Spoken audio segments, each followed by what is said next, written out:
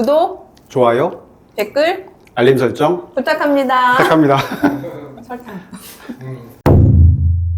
ETF의 산증인, ETF 시조세는 조금 김수환 상무님 오늘 예. 저희랑 함께 해주시기로 했고요. 예.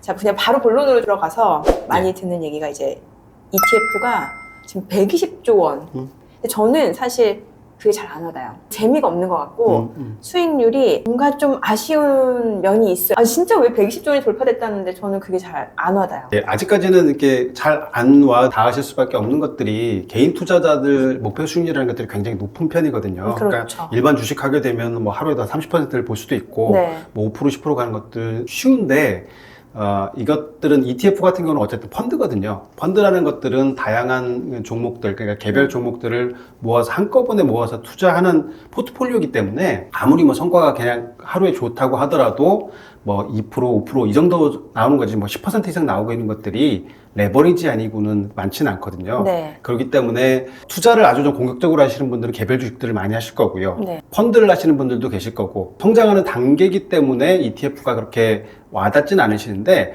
120조 정도에서 지금 현재 개인들이 투자하는 금액들이 한 25조 정도 되고 있고요. 네. 그리고 연금으로 투자하시는 경우가 한 15조 정도 되고 있어서 한 40조 정도가 이제 개인이 투자하시는 거니까 네. 이제 적지는 않은데 그래도 대부분들 투자하시는 분들이 많이 투자하셨던 방법들이 레버리지나 인버스 투자들이 굉장히 많다 보니까 일반적으로다가 개별 종목들을 하시거나 아니면 뭐 테마형 투자 같은 경우들은 아직까지는 그 전체 이제 시장 규모에 대비해서는 뭐 한국 이제 전체 시총 규모가 코스피만 하더라 한 2,500조 좀 못 되거든요. 네네. 그러니까 이제 그거에 비해서는 좀 작다 느낄 수 있는데 과거에 비해서는 지난 5년에 비해서는 엄청나게 많이 늘어난 것들이 2019년에는 대략 한 50조 정도 됐던 것들이 이제 한 120조 정도 네. 100% 이상 성장을 한 거니까 그 성장성이나 성장 속도로 봤을 때는 굉장히 크다 이렇게 말씀드릴 수 있을 것 같아요. 왜 그렇게 최근에 갑자기 그 ETF 쪽으로 자금이 많이 들어오게 된 거예요? 일단 개인들이 이 코로나 이후로다가 코로나 팬데믹 이후로다 직접 투자에 대한 관심들이 굉장히 높아졌고요. 그렇죠. 예. 예, 그리고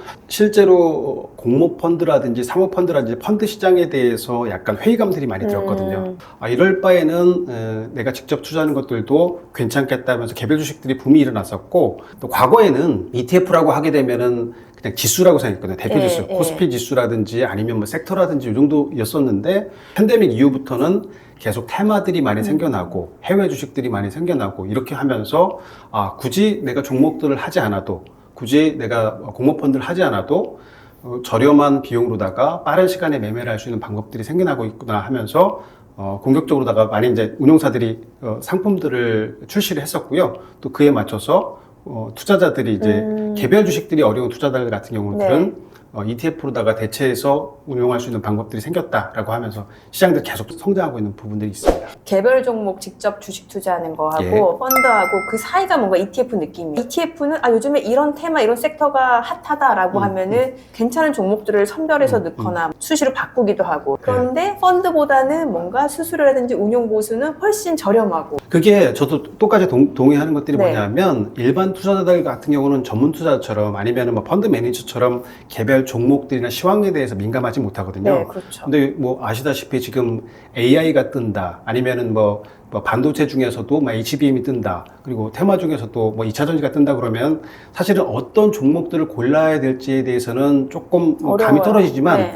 지금 2차 전지로 시장이 언제든 갈 거야 그리고 AI 반도체 쪽으로 갈 거야 로봇 쪽으로 갈 거야 이런 트렌드가 있거든요. 네. 근데 과거에는 이런 상품들이 없었는데 이런 테마들을 잘 모아서 거기에 맞는 상품들로 다 ETF화 해놨거든요. 그렇기 때문에 개별 종목들을 굳이 그렇게 심도 있게 파헤치지 않더라도 큰 트렌드만 읽어 나간다고 한다면 ETF를 투자를 통해서 일반인들이 접근할 수 있는 거죠. 예. 그런 측면에서는 굉장히 좀 효율적인 방법들로 지금 그러네요. 수단이 나왔다. 사실 제 첫 질문은 ETF 시장이 이렇게 커졌다라고 의문이 들었는데 예. 상무님 얘기하다 보니까 들어보니까 확실히 이런 메리트가 있고 또 이런 예, 장점이 있으니까 예.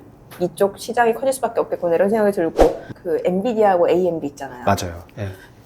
엔비디아 처음에 막 주가 오를 때 보면 사고 싶은데 아 이거 너무 오른 거 아니야? 라는 생각이 들어서 그럼 AMD를 사는 게 맞을까? 막 이런 생각도 들거든요. 그러면 선택할 때 결정장애 있잖아요. 맞아요. 그럼 그 두 종목이 다 들어가 있는 맞아요. ETF를 사면 그 고민이 해소가 되는 그러니까 반도체를 일반적으로 개별 주식들을 한다고 그러면 네. 변동성들이 굉장히 높고 낮고 하거든요. 맞아요. 그리고 어떤 게 좋을지 몰라요. 네. 엔비디아 좋을지 AMD가 좋을지 이런 것들 뭐 인텔이 좋을지는 모르는데 이것들을 한꺼번에 모아놓은 이런 상품들이 있다고 그러면 일반 투자가들 같은 경우는 어쨌든 반도체가 AI가 갈 거라는 생각들은 하고 있지만 그래도 어떤 종목들을 투자하기에는 굉장히 좀 고르긴 어렵거든요. 고민돼요. 예. 그리고 또 한 종목 골랐는데 내가 네.